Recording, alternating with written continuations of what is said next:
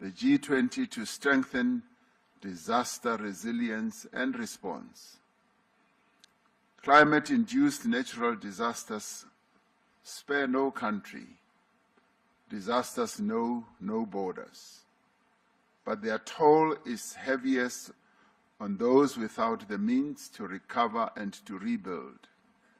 We therefore called on G20 leaders to urge the global community to scale up post-disaster reconstruction. In this regard, South Africa introduced the high-level voluntary principles for investing in disaster risk reduction and encouraged international collaboration to strengthen investment in preventing and responding to disasters. We've made progress in mobilizing finance for a just energy transition. Climate change touches every nation, but it impacts on everyone unevenly. That is why we have together pledged to increase the quality and the quantity of climate finance to developing economies, to strengthen multilateral development banks, to support country platforms like the Just Energy Transition Partnership, and to unlock private capital. We reaffirmed our dedication to energy security, affordability and universal access, and the importance of supporting developing economies in their transition to low carbon emissions. We recognize the need for deep, rapid, and sustained reductions in greenhouse gas emissions and the need to substantially scale up investment and climate finance from all sources. During this summit, we reaffirmed our support for the G20 Critical Minerals Framework, a cooperative blueprint to ensure that critical minerals resources drive prosperity and sustainable development across the globe. Our presidency coincided with the end of the first cycle of the G20 presidencies.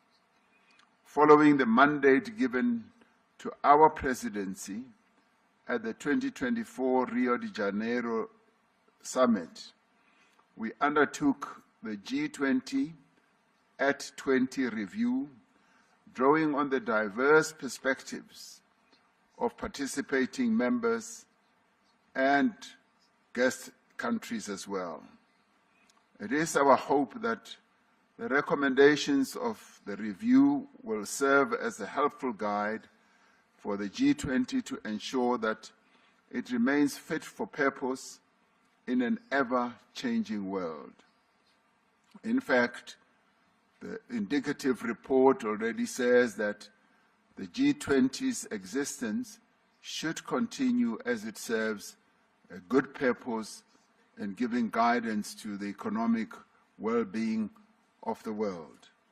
At the heart of our presidency lies a conviction that the G20 must act boldly and act together to create an environment of inclusive growth, an environment of reduced inequality, an environment which will support sustainable development. South Africa has used this presidency to place the priorities of Africa and the Global South firmly at the heart of the G20 agenda. Building on the developmental agenda of previous presidencies in Indonesia, in India, and Brazil, we have prioritized the issues that matter most to developing economies. And in executing our task as the G20 president, we learned a lot from what Indonesia did, what India did, and what Brazil did. So in many ways, what we see having unfolded here was based on the foundations that those three countries of the Global South put in place. The G20 South Africa Summit Leaders' Declaration is more than words. It is a commitment to concrete actions that will improve the lives of people in every part of the world.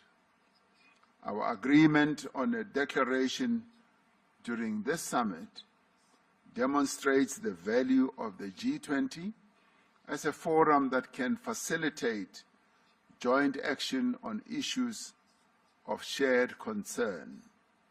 Shared concern not only for the leaders, but shared concern for the peoples of the world.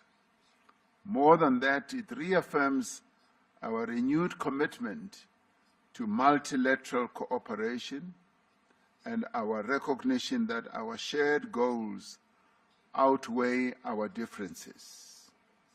Together, we must accelerate progress towards the 2030 Sustainable Development Goals of the United Nations and the Pact for the Future. We have laid the foundation of solidarity. Now we must build the walls of justice and the roof of prosperity. Let us move forward together, demonstrating to the world that we do have the capacity to confront and overcome the world's challenges. Through partnerships across society and by remembering our common humanity, we can create a more secure, a more just, and a more prosperous world. And together, we can ensure that no one is left behind.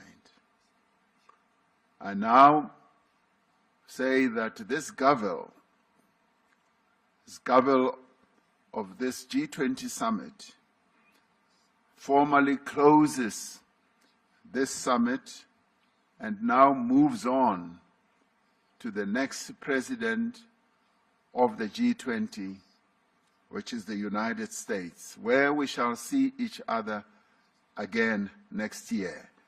The summit is therefore closed.